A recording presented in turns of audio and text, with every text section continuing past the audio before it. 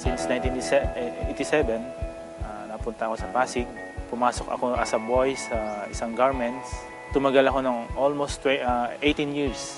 Doon ko nakilala yung misis ko na nung time na yun, may sakit na yung misis ko. Diagnose sa kanya ng doktor niya sa lung center is pungo sa baga. Kahit anong try niya lang ng mga synthetic drug, hindi siya napapagaling. Nag-abroad, naging full-time sa church. Yun yung mga naging work ko. Pagbalik ko sa galing Saudi, may sakit ako. Noong 2011, napunta ako sa Santay as a driver ng isa sa mga director natin. Yung manugang niya mismo ang kumulit sa akin para bilhin yung package nila na Santay Barley. Yung anak ko naman noon, mayroon siyang back pay, pambili niya ng cellphone yon na ayaw pa niya ibigay sa akin. Sabi ko, bibili ko ng gamot ng mama niya. Na hindi ko akalain, yung 4,000 na yun yung magbabago ng buhay namin. Dapat babalik pa ako ng abroad. Pero noong time yun, kinukulit ako ni Mama Net. Sabi sa akin, huwag ka na mag-abroad kasi yung binili mong package, may susi doon eh. Tuklasin mo kung ano yon. So, nakinig ako sa kanya, inaral ko yung business, uling barahan ko nito. Edad ko kasi na 46. Anong papasukin yung trabaho? Kumbaga yung Santay, total package sa same. Once na mag-take sila ng barley, sila na yung magkukusa na magtanong sa'yo ng business. Ganun kaganda yung produkto. Kung sa kitahan naman, sobra, magsasawa ka sa kitahan. Basta sipagan mo. At ang pinakamaganda dito, ang sikretong naaman ko talaga dito, huwag kang tumigil. Paniwalaan mo kung ano yung nakita mo, paniwalaan mo yung kung ano yung meron ka sa sarili mo, at kung ano yung pangarap mo, kukunin. Sobrang ganda dito sa Santay talaga. Ini-encourage ko ang lahat na gawin ito.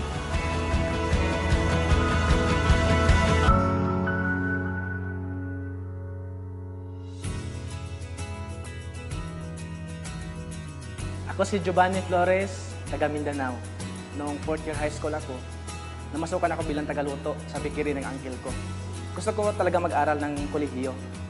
So dahil sa mahirap ang pamilya namin, kinarel ko na lang yung bakery. Almost 8 years ko pong ginagawa yung trabaho na yun. Nag-join ko ako sa kumpanya na to dahil po sa produkto. Yung papa ko kasi nag-bedridden almost 1 month kasi nasira yung kidney niya. Dahil po sa barley, 1 week lang po, nakatayo yung papa ko. So doon ko nakikita na maganda talaga yung produkto. Sabi nang nag-invite sa akin si Upline Gabi, itry mo yung negosyo. Ginawa ko itong part-time almost 1 year and 2 months. Nag-attend ako ng mga trainings, kasi yung mga magulang ko, tutol talaga dito eh. Mabubuhay naman kami doon sa lugar namin kasi meron kaming 7 hektarya ng lupa. No? I believe na kung ano man ang buhay ko ngayon, yan ang decision ko 5 years ago. Kung hindi ako mag-Santay, hindi ako makasakay ng eroplano kasi first time ko lahat eh. Mayroon na akong bahay at lupa, mga gadgets na pinapangarap ko dati, nakabili ako ng sasakyan, cash po yun. Dream ko din dati na gusto ko mag-abroad kasi maraming pera. So dito sa Santay, nagpunta kami ng abroad na hindi nagtrabaho, na masya lang. Huwag na kayong magduda pa sa kumpanya, sa marketing plan, sa product. Kasi ako po ang living testimony, ordinary person, naging extraordinary. I am blessed kasi isa po ako sa pinakabata na naging part sa Executive Millionaires Club ng Santay. Kung ano man ang narating ko sa buhay ngayon sa Santay, kaya nyo ding marating. Sabayan nyo na ang Santay International.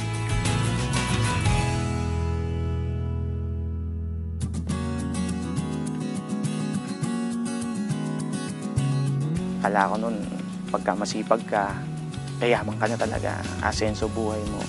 Hanggang sa nagkaroon ng retrenchment sa trabaho namin, ngayon 2009 yun. Tapos, nung dumating yung 2010, na-diagnose yung misis ko ng breast cancer. Pagdating ng 2011, umuwi siya kay Lord. 3 yung anak ko na maliliit pa. So, sabi ko na lang, Lord, ikaw ang nagbigay sa akin ng mga anak na to. So, bigyan mo ko ng pagkakakitaan para mabuhay ko to. Dumating yung isang kaibigan sa bahay. Sabi niya, bro, may business tayo. Sabi ko, kailangan ko yan. Magdadamo tayo. Nako, sabi ko, delikado tayo dyan. Nung nalaman ko, totoo palang damo. Barley grass nga pala. Nabanggit niya sa akin, network marketing yan. So, pagkaalam ko, network marketing, kakausap ka ng mga tao, di ba? Magbebenta ka, so on and so forth. Sabi, paano ko magagawa yan? Bantay bata ako. Nagawa ko siya online. Sa bahay lang.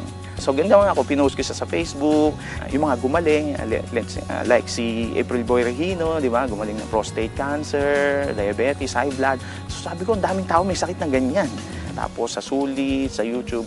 So after 3 months, medyo kumikita na ako. Naka-hire na ako ng kasambahay. So after 2 years, nagkaroon na ako ng Montero, sports car. Ay, hindi ko hinagap din sa sarili ko yan. Magkakaroon ako niyan. Kasi 14 years akong empleyado, bisikletang bulok, hindi ako makabili. Kasi yung sweldo ko na 15, pambayad ng 30. Sweldo ko na 30, pambayad ng puro utang. Kahit sino ka, parang movie lang yan eh. Pwede mong gawin to at pwede kang umisenso. Depende yan sa paniniwala mo. Kasi nagawa namin, nagawa nung iba. Ang sabi ko nga, nagawa nung iba, bakit hindi ko kaya? Kaya kung ako sa'yo, tuwing ka na, usap tayo.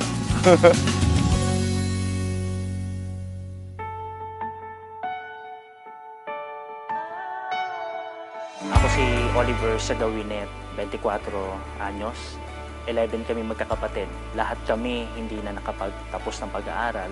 Nagsimula ako na magtrabaho at my age of 12. Gumigising na ako ng alauna ng madaling araw. Titinda ako ng asin, bagoong, habang puyat, papasok sa school. Pagdating ng alas 4, alas 5, balik ng palengke ulit. Alas 11, may karapatan na ako matulog. Almost 8 years. Araw-araw ganon. 19 ako, doon ko na-discover yung mga sakit ko. May ulcer na ako, hirap na ako sa pag-ihi, may sis ako sa babang braso ko, dumudugo pa. At ang pinakamalala doon yung araw-araw sumasakit ng ulo ko dahil nagkaroon ako ng memory gap. So yun na yung bayad ng 8 taon kong puyat. Buti na lang, yung bayaw ko mismo at saka yung ate ko, sila yung nakatuklas nung produktong ininom ko. Nagulat na lang ako kasi bigla silang dumating. In just a matter of 1 year, nakapajero sila. Ano nangyari? Dahil sa ako mismo, tiwala ko sa kanila. Pinagkatiwalaan ko yung produkto. And yung pinaka-negosyo mismo, inintroduce sa akin.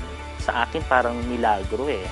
In just a matter of how many months lang. Nagulat ako kasi talagang lahat ng problema ko sa katawan natulungan. Dahil sa Sante, nabigyan ako ng bagong buhay. Na-transform ako as a total package talaga. And 100% pwede rin mangyari sa'yo.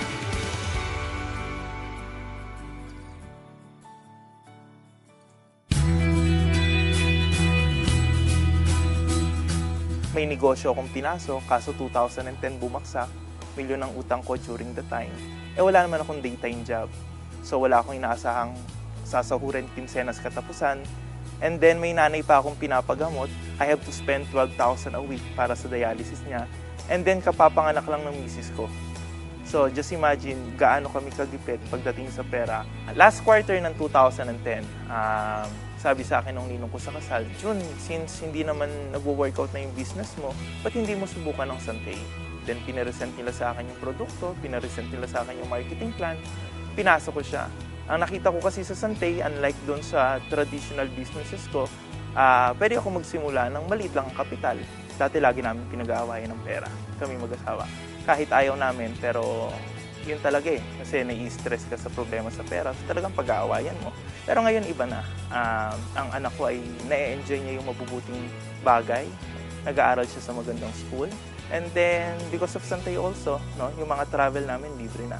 In fact, lumalabas kami ng bansa thrice a year.